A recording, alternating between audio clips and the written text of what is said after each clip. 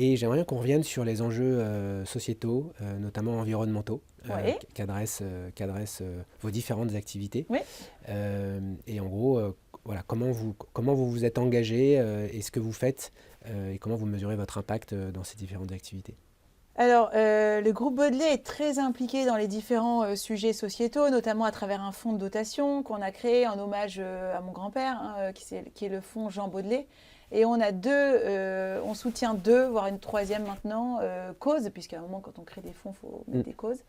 Et c'est la sensibilisation à la transition écologique et à tous les sujets de protection de l'environnement. Et la deuxième cause, c'est l'inclusion sociale des personnes un peu éloignées de l'emploi. Et donc là, c'est l'entreprise qui abonde dans le fonds de notation. Exactement.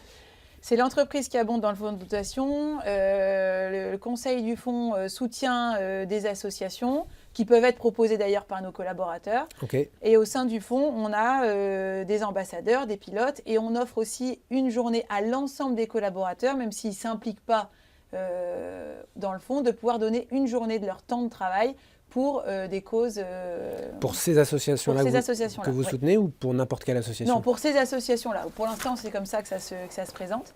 Et puis ensuite, sur la transition écologique, on a été, nous, c'est dans notre ADN, hein, que ce soit le tri des déchets, la récupération, la transformation en énergie. On fait énormément de choses. On fait de l'éco-pâturage. Enfin voilà, il y a énormément de choses qui se font au sein de l'entreprise. Et on va aussi sur le volet, beaucoup sur le volet managérial et l'humain. Enfin, en tout cas, on est très impliqués là-dessus.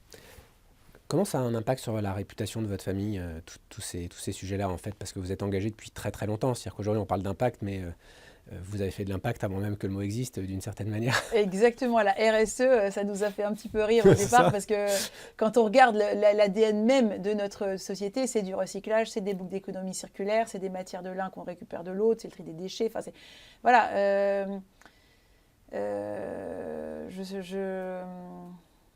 J'ai perdu le fil de votre question. Pardon.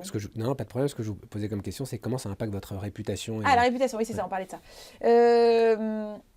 J'en sais rien, c'est une bonne question. Je pense qu'on est bien vu dans notre écosystème. On passe beaucoup de temps, beaucoup d'énergie à être dans l'acceptabilité aussi de notre organisation, puisqu'on reste une activité polluante. Hein, voilà. Et donc tout le monde est conscient qu'il faut des déchets, tout le monde veut qu'on trie des déchets, mais surtout pas à côté de chez moi. Donc on est dans une politique où nous, on essaye d'être très proche des riverains, des mairies, de mettre plein de choses en place. Et je pense qu'on ouvre les portes de temps en temps pour dire venez voir la façon dont on travaille. On est hyper fiers de la façon dont on travaille au sein de notre groupe. Et l'image, en tout cas pour ceux qui nous connaissent et même pour ceux qui ne nous connaissent pas, il y a toujours des détracteurs, mais en tout cas elle est très positive. Et donc là, si vous vous projetez dans l'avenir, vos grands enjeux et vos investissements, ils sont tournés vers où? Il y en a un petit peu dans chaque. Un très gros projet, c'est l'usine de fabrication de panneaux de fibres de bambou qui doit sortir cette année. Donc ça fait 3 ans qu'on travaille sur ce beau projet, mais on en a dans chacune des branches finalement. Dans l'environ, on vient d'investir dans les pôles matériaux. Là, c'est plutôt la partie terre polluée, sédiments. Donc tout ce qui est réhabilitation de friches industrielles, dragage, etc. Et voilà. Et on a fait, donc là, on a des nouveaux outils qui vont nous permettre de nous développer. Sur le pôle énergie, je vous en ai parlé.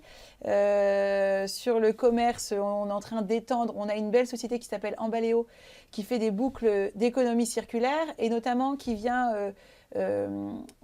à travers Baudelaire, on collecte du papier et du carton qu'on renvoie en cartonnerie. Okay. Et on reprend ce carton-là qu'on revend à des acteurs, que ce soit les mêmes ou d'autres, sur des e-commerçants, avec vraiment une gamme pack à green qui est recyclée. Donc là, la start-up, elle a bien démarré. On est en train de regarder pour faire des extensions parce que là, ça commence à prendre une belle ampleur. Et donc, plein de projets. Et puis, sur la partie bien-être, on vient de sortir, là, il y a 3 mois, même pas 2 mois, une belle salle de sport, un complexe sportif, Okay.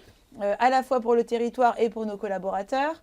Et on travaille sur un beau projet de centre de séminaires, retraites, formation vraiment dédié aussi au À la prépa bien-être, au mentale, métier du etc. bien-être, à la prépa mentale et à l'importance pour les leaders. Donc là, on vise plutôt du haut de gamme des comités de direction, des leaders, de dire prenez soin de vous parce qu'en fait, c'est vous qui portez les organisations et c'est vous qui devez impulser. Et donc, on sait très bien que quand le leader est convaincu et est habité par quelque chose, il l'emmène dans son organisation. Et donc, voilà, Et plein de beaux projets. ça a une vocation nationale? On verra, pour l'instant c'est régional, cette partie-là, on va tester sur on verra comment ça prend. Par contre, la vocation de proposer des programmes d'accompagnement, de sensibiliser au bien-être, à la santé mentale, notamment au service de la performance, ça a une vocation nationale, voire internationale. Donc C'est le but du jeu. avec des projets en ligne, j'imagine, des Avec des conférences. programmes en ligne, avec des conférences, avec des soirées thématiques, avec des apports d'experts. Oui, on a d'ailleurs créé un mouvement qui s'appelle Leader Kiff. Leaderkiff, ok. Leader Kiff, ouais, qui est tout nouveau, hein, voilà, la première rencontre a lieu à Lille la semaine prochaine. Mais l'idée, c'est ça, c'est de se dire kiffez notre vie, quoi. Enfin, kiffez votre vie, prenez soin de vous, parce que c'est la joie, c'est l'envie, c'est ça qui donne le feu sacré aux leaders pour pouvoir emmener les organisations. On sait que la conduite du changement, c'est compliqué. On sait que la transition écologique, c'est compliqué. On sait que la transformation digitale, c'est compliqué. Et en même temps, on sait qu'on doit y aller, qu'on y va, que c'est là. On ne parle même pas du contexte politique extrêmement anxiogène. Voilà. Les leaders sont pris dans des sujets de pression, dans des sujets de tension permanente. Et à un moment de réussir à se réapproprier son énergie, son sommeil, sa vitalité, vraiment au sens corps, hein, corps et esprit, Ouais. c'est un vrai enjeu national auquel j'ai envie de m'impliquer. Et donc le groupe a même soutenu, il y a l'Institut Choiseul que vous connaissez peut-être qui a sorti la semaine dernière une grande étude sur la santé mentale des dirigeants. Et on est partie prenante de cette étude parce qu'à un moment, moi j'en suis tellement convaincue, je me suis dit, est-ce que je suis la seule à être convaincue de ça? Et donc j'ai envie d'aller creuser un peu et de prendre la parole sur ce sujet parce que ça fait partie de ce que je suis, de ma personnalité, de mes convictions, de ce que j'ai vécu. Je l'ai dit tout à l'heure, voilà, j'ai divorcé, j'ai vécu un moment pas facile où j'avais perdu la joie, où j'avais perdu ma joie de vivre, voilà, où je suis quelqu'un d'assez solaire en règle générale. Et à un moment, quand il n'y a plus de joie, eh ben moi, j'étais plus capable d'emmener les gens, j'étais plus capable de résoudre des problèmes. Quand tout devient trop pesant, voilà. Et c'est ça aussi qu'on a envie de réveiller chez les personnes et de dire c'est OK de prendre soin de nous, arrêtons de culpabiliser parce que on fait, parce qu'on se repose, parce qu'on fait une sieste, parce qu'on fait 1 heure de sport, c'est OK. Et ça, on ne le dit pas assez. Et alors, du coup, est-ce que ça vaut le coup d'être entrepreneur encore aujourd'hui? Oh, je kiffe, entre guillemets, bien sûr. Il y a tellement de belles choses à faire. Voilà, on vit dans un monde qui est passionnant, qui est mouvant. Hein. On ne va pas reprendre le monde VUCA, tout ce que vous connaissez, mais oui, pour moi, oui, il faut des entrepreneurs, il faut des agitateurs, il faut des talents, mais les talents, pour être en capacité d'amener les choses, de faire bouger les choses, elles doivent tenir sur la durée. Et donc d'être à 100%, 120%, 3, 4 ans, puis prendre un mur, faire un burn-out, une dépression, puis dire finalement, prof de yoga, c'est bien. Et encore une fois, rien contre les profs de yoga, il en faut et sans problème. Mais vous voyez, soit c'est une vraie vocation d'être là-dedans, et je trouve ça dommage. Parfois, on a des leaders, et moi, je croise tellement dans mon entourage des personnes qui se crament, mais littéralement, qui crament leur vie, qui crament leur famille, et puis qui après, ont du mal à se relever. Que je me dis, est-ce qu'on ne peut pas juste prendre soin de nous quand on va bien? On parlait de la transformation des entreprises tout à l'heure. Et notamment des entreprises familiales, c'est quand elles vont bien qu'elles doivent se transformer. En tout cas, nous, c'est ce qu'on a fait. On allait bien, on allait très bien. Et on s'est dit, OK, demain, comment est-ce qu'on fait? Donc, il y avait ce sujet d'alignement entre Jean-Baptiste et moi, mais il y avait aussi le fait de dire qu'on avait parfaitement conscience d'avoir tous nos œufs dans le même panier, un métier de service sur une région, dans une activité très réglementée qui n'a pas tout à fait le vent en poupe au niveau des politiques, qui sont plus vers l'incinération que sur l'enfouissement des déchets, qui est notre métier historique. Et donc à un moment, on s'est dit, c'est malin aussi de diversifier parce que ça nous permet, si à un moment il y a un retournement de marché, si à un moment il y a une activité qui tangue, de ne pas vendre le groupe purement et simplement. Ouais, et puis il y a un phénomène que j'appelle la DIG, Disruptive Innovation Gap.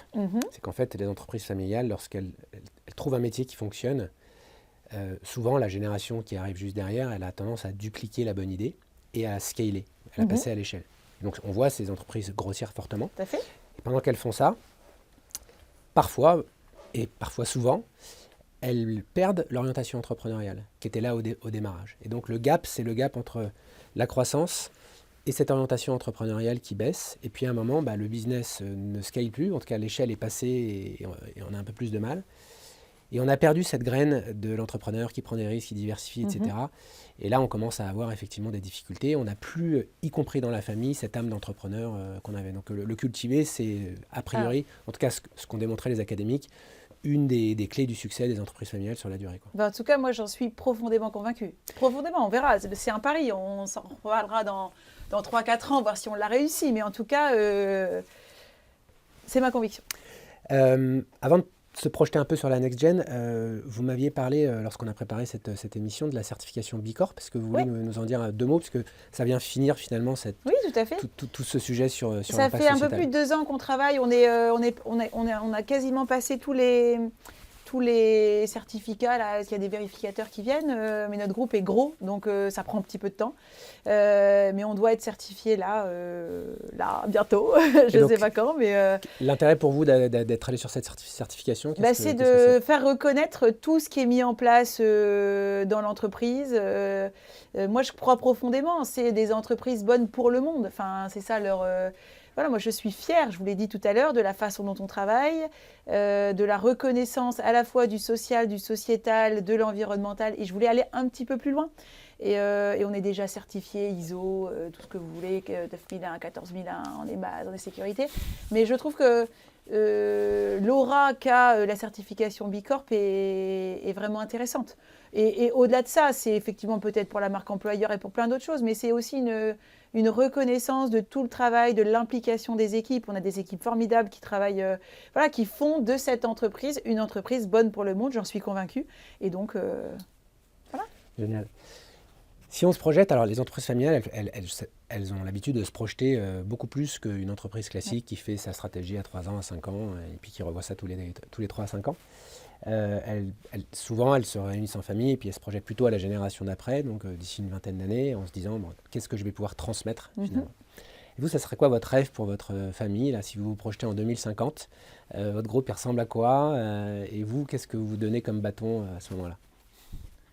Alors, on me pose souvent cette question, je n'y réponds jamais. Ok. Voilà, donc je n'y répondrai pas. Je n'y répondrai pas parce que il peut se passer tellement de choses. Tout ce que je souhaite, c'est qu'on ait encore une entreprise familiale solide financièrement, je veux dire pas solide comme elle l'est aujourd'hui, et que chacun soit épanoui dans l'entreprise ou en dehors de l'entreprise. C'est tout ce qui m'intéresse. Après, il peut se passer tellement de choses. Si vous m'aviez posé la question il y a 5 ans ou 7 ans, est-ce que tu vois où Baudelaire demain, j'aurais jamais dit groupe Baudelaire, j'aurais jamais dit différentes branches. Je crois beaucoup à l'audace, je crois beaucoup aux opportunités, je crois beaucoup à l'agilité. Et je crois beaucoup en l'univers aussi. Vous savez, au fait qu'on est des bonnes personnes, on travaille bien, on se donne les moyens, et qu'il y a plein de belles choses qui peuvent se passer. Donc, mon souhait, où est-ce que je la vois? J'en sais rien. J'espère toujours familiale, j'espère toujours indépendant. Ça, c'est vraiment ce qu'on veut faire. Ça aussi, on s'est posé les questions avec mon frère. Est-ce qu'on ouvre un fonds? Est-ce qu'on veut faire grossir plus rentrer, vite. voilà, est-ce qu'on veut grossir plus vite? Non, ça, on est vraiment très alignés. On veut continuer à travailler ensemble. On veut être familial, on veut être indépendant. Et ensuite, on grandira à mesure de nos possibilités intrinsèques. Et c'est d'ailleurs ce qui nous différencie de certaines autres sociétés qui sont même peut-être plus jeunes que nous et beaucoup plus grosses. On a une belle taille, mais on a grandi à la hauteur des moyens intrinsèques que nos résultats nous ont permis de grandir. Et ça, on continuera. Donc, j'espère toujours dans cette dynamique-là. Et puis, j'espère que nos branches, qu'on aura réussi notre pari, que nos branches seront toujours là, qu'elles se seront bien développées. Si ça veut bien marcher, la branche énergie sera quasiment, dans 10 ans, quasiment pas loin de celle de l'environnement. Ouais, dans les activités et dans les investissements qu'on a fait, que la branche commerce continuera à bien se développer avec d'autres croissances externes qui viendront compléter l'offre B2B, et puis bien sûr que ma branche bien-être continue à être l'âme, parce que c'est un supplément d'âme. Bien sûr que cette branche, elle n'aura pas ni le chiffre d'affaires, ni les résultats des autres, bien sûr, et ce n'est pas l'ambition.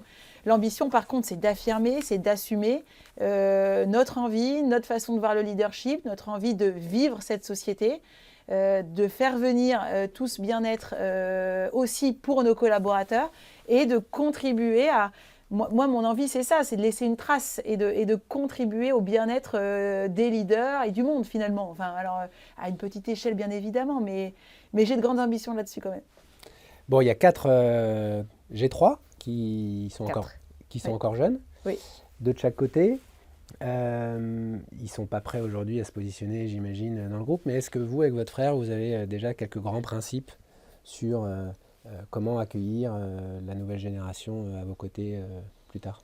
On n'en parle pas encore vraiment, si ce n'est la même que nos parents, de dire on leur offrira cette possibilité si ils s'en donnent les moyens, s'ils s'investissent. Enfin voilà, s'il y en a un qui tourne vraiment mal, il ne faut pas qu'il espère venir. Alors peut-être qu'on lui fera une place dans l'entreprise pour travailler, mais en tout cas pas à des postes de direction. Donc ça c'est vraiment, voilà, ce qu'on dit c'est capacité et envie.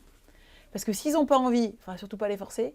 Et s'ils ont envie, mais qu'ils n'en ont pas soit les capacités, soit qu'ils ne s'en donnent pas eux-mêmes les moyens, parce qu'on ne peut pas tout faire à leur place, ça n'arrivera pas. Donc pour l'instant, on en est là. Et puis ensuite, C'est on sûr que verra. là, pour le coup, les académiques l'ont démontré, s'il n'y a pas d'envie, S'il n'y a pas d'envie, c'est ils n'arrivent jamais à fabriquer leur prénom. jamais. Et donc, dans ce cas-là, c'est même probablement pas un cadeau de les faire venir dans l'entreprise familiale. C'est un fardeau, Et, vraiment. et là, ça devient un fardeau, quoi, Mmh, effectivement, vraiment. avec tout ce que ça implique, et notamment comme devoir envers la famille, parce qu'on a aussi la dimension où parfois, il n'y a pas le... C'est pas qu'il n'y a pas l'envie, mais il n'y a pas les capacités, ou il n'y a pas en tout cas l'envie fondamentale chez la personne. En fait, elle a Tout à envie de fait. faire autre chose, vraiment. Mais par devoir, Besoin de reconnaissance. par besoin de reconnaissance, par, tous ces sujets-là, elle y va quand même. Et, Ouais, en ouais. fait, ça ne fonctionne pas. Et donc, de plus en plus, on voit arriver des coachs de jeunes dans les entreprises familiales pour aider et les parents et les enfants à se dire ce qu'ils n'arrivent pas à se dire. Les parents se rendent compte Mais que c'est la c'est pas le plus... chemin, c'est pas le chemin pour les enfants. C'est le Et... plus difficile, honnêtement, la communication, parce que dans une famille, c'est encore plus difficile qu'entre... Déjà, c'est pas facile la communication en règle générale, hein, dans les entreprises, on le voit entre les personnes, c'est souvent ce qui pêche. Mais alors, dans une famille, c'est encore plus difficile, et encore plus dans une famille proche. Je sais qu'avec mon frère, ça a été un sujet. J'ai l'habitude de le dire, mon frère, c'est le fils de ma mère, c'est le parrain de ma fille, etc. Donc si on se fight, c'est un tsunami qu'on met en place, enfin qu'on génère. Et parfois, on a tendance à pas se dire les choses parce qu'on veut pas le blesser, parce qu'on veut pas qu'il y ait de tension, parce que pour plein de raisons. Et ça, c'est la pire des choses. Parfois, si on n'est pas d'accord, on ne prend pas de décision. Et pareil, j'ai coutume de dire, demi-décision égale emmerde au carré. Ça s'est vérifié tout le temps, tout le temps, tout le temps. Et donc, il vaut mieux effectivement prendre un coach. Et nous, on a eu ça pendant longtemps. Mon frère l'appelait le thérapeute de couple, qui nous oblige à nous mettre dans une pièce et à prendre des décisions, même si on n'est pas d'accord. Et quel est le bien commun, et pourquoi est-ce que toi, tu réagis comme ça, et pourquoi est-ce que tu voudrais faire autrement. Et s'il n'y a pas une tierce personne qui aide un peu... Bien sûr. Voilà, le téléphone il sonne, on s'en va. Enfin, il se passe tellement de choses. Donc ça, la communication entre les générations, mais même pas qu'entre les générations, entre les familiaux, pour moi, est essentielle. Essentielle. On arrive à la fin de cette émission, Caroline, et j'ai l'habitude de poser la question suivante à mes invités, et j'espère que vous allez pouvoir y répondre. Allez-y. Si cette entreprise familiale était un membre de votre famille, un membre fictif de la famille, Oui. est-ce que ce serait un homme, une femme, et de quelle génération il ou elle serait? C'est une bonne question. C'est rigolo comme question. Alors, homme-femme, j'ai le droit de répondre non-genré. Ouais. Je répondrai non-genré. Parce que pour moi, ça n'a pas beaucoup d'intérêt que ce soit... Enfin, pas beaucoup d'intérêt, de différence plutôt, que ce soit un homme ou une femme. Et au niveau de la position de la famille, j'aurais tendance à dire un frère ou une sœur, du coup. Okay. Un frère ou une sœur, parce que ça veut dire qu'on est très proches. Donc, ça fait partie de nos vies, concrètement. C'est pas un lointain. Voilà, c'est clairement au centre de notre vie. Et en même temps, on a sa propre vie. On a notre propre famille. Voilà, un frère, une sœur a sa propre famille, ses propres enfants. Là où avec les parents, on leur doit quand même beaucoup de choses. Là où nos enfants, on ferait peut-être aussi plus de sacrifices volontiers pour eux. Là, voilà. Donc, c'est une entente qui est très, très proche. Très fraternelle. Très fraternelle. Ouais. Et en même temps, on ne doit pas s'éteindre ou en tout cas se mettre de côté pour l'autre non plus. Ok. Et ça serait... donc, il est non-genré ou il ou elle est non-genré. Oui. C'est un grand frère, une grande sœur, un petit frère, une petite sœur. Il est où? Il est dans la fratrie.